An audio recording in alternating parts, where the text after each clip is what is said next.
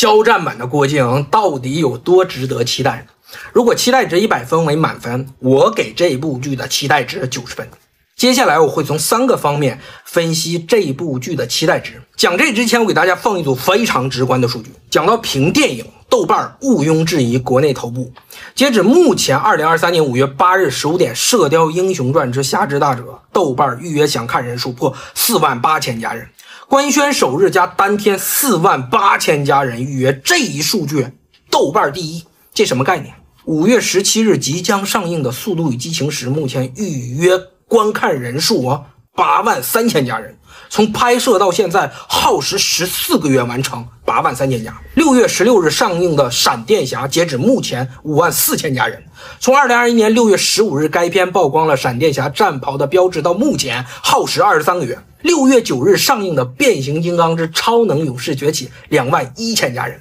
从2021年9月23日该片导演小史蒂芬·卡普尔向外界公布了电影 logo 到目前20个月时间，21000家人。再看一下2024年差不多会同期上映的《阿凡达3》的豆瓣数据，截止目前36000家人预约想看。从上述数据就能说明，这一部单日预约人数48000家人电影版的《射雕英雄传》人气高的过于恐怖。接下来听我讲完这3个方面，你就知道为什么期待值能达到90分这么高。第一方面，阵容。2024年正好就是金庸老先生的100年诞辰，中影牵头携手鬼才导演徐克，让经典重生，让江湖再现神话。从最早的《笑傲江湖》3部曲，这次是徐克和金庸的第4次联手。青年演员肖战便是这部影片钦定的男主演。肖战带着3年话剧《如梦之梦》零失误的战绩华丽转身回到大荧幕，一部王牌部队打破了谁说肖战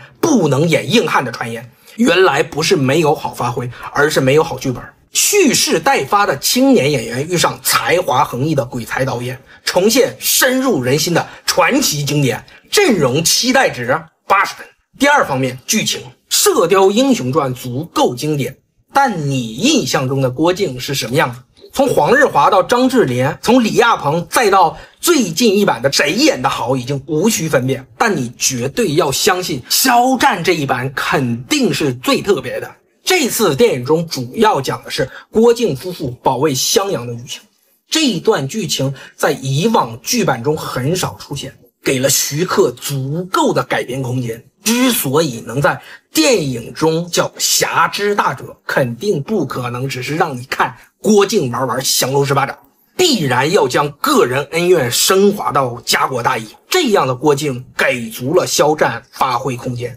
肖战在出道近7年，从最早的方天泽到后来的魏无羡，再到顾一野，一步步看到了他在演技上的进步。72场如梦之梦的历练，如今肖战真的可以自豪地介绍自己是演员肖战了。而像徐克这样的好导演，郭靖这样层次丰富的角色，也是他一直在等的机会。现在只是想想这个剧都已经意味深长了，就看徐克和肖战到底如何把它演绎出99、81层了。剧情期待值90分。第3方面，人气。把金庸比作小说界的奥运冠军一点也不为过。可以说金庸的小说引领着中国大陆浓厚的武侠文化，从60后到90后都受到了金庸小说的影响。而徐克又是在西方被称为中国卡梅隆的天才鬼才，凭借《蝶变》《黄飞鸿》《笑傲江湖》《狄仁杰》等影片缔造了一个武侠宇宙，扬名海内外。3次金像奖，1次金马奖，1次金鸡奖，5次最佳导演，累计票房145.89亿。最后由目前内娱活粉率断层存在的青年演员肖战领衔主演，红海、花海、人海、爱琴海，这名扬四海，可以说是把内娱的双向奔赴诠释到了极点。人气期待值100分。综上所述，我认为这部电影一定会成为观众最为期待的一部电影，期待值90分以上，妥妥做的。肖战超话发帖数破亿是什么概念啊？阅读次数破3800亿又是什么概念？这可以说就像我之前讲过，短视频平台个人同名话题破1000亿，参与人数破1000万，差不多是一个概念。参与人数就好比发帖数，我发了多少相关此人的短视频，发了多少相关的帖子，而同名话题破1000亿就好比阅读次数，也就是所谓的曝光次数。我今天就对超话发帖数还有阅读次数做一个深度分析。我们来看一下超话发帖数截止2023年3月22日的一个前10总排名。这一项数据是最直观的，可以代表目前内娱明星活粉率的体现。前10分别是第10名张真源，发帖数1400万加；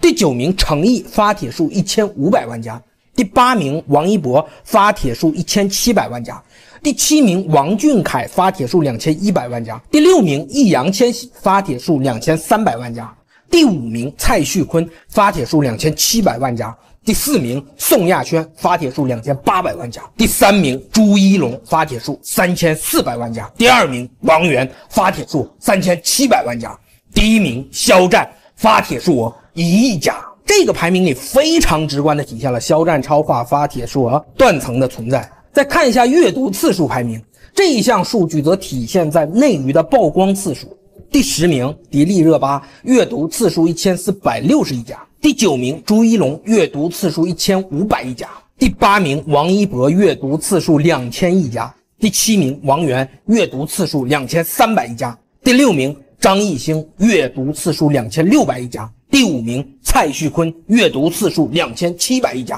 第4名鹿晗，阅读次数2900亿加；第3名王俊凯，阅读次数3100亿加；第2名易烊千玺，阅读次数3300亿加；第1名肖战，阅读次数3800亿加。今天这2份榜单非常直观的能体现肖战的超话发帖数破亿的含金量到底有多高，其活粉率为多么的变态，真的不得不说太牛逼了，真不服不行。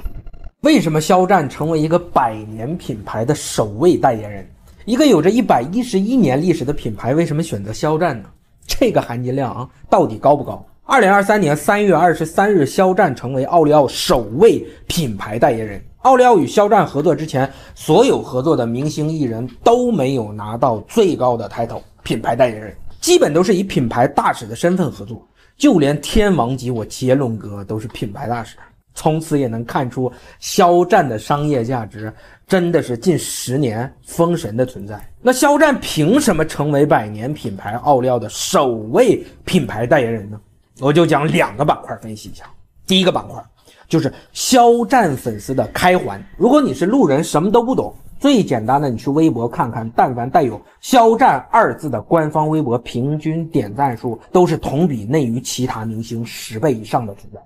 绝对的断层领先。最直接的看明星宣发品牌方物料的点赞，肖战是内娱平均基准线的10倍以上。这一项数据可以最直接的证明品牌方选择肖战可以达到最强曝光度加最高认可度。而我要讲的这第2点也是品牌方选择代言人考量最为重要的一点，那就是带货能力。这就是所谓的闭环，这就是要看到肖战目前粉丝里存在着一大批宝妈粉、阿姨粉、奶奶粉，这里面包括一批奥龙、霸王龙的存在。肖战目前代言品牌官宣首日平均销量5000万加以上，这里我指的是平均销量水平。而目前肖战为其品牌方带来的影响力已远超100亿以上的价值。这2项开环加闭环的融合，外加肖战的人品极为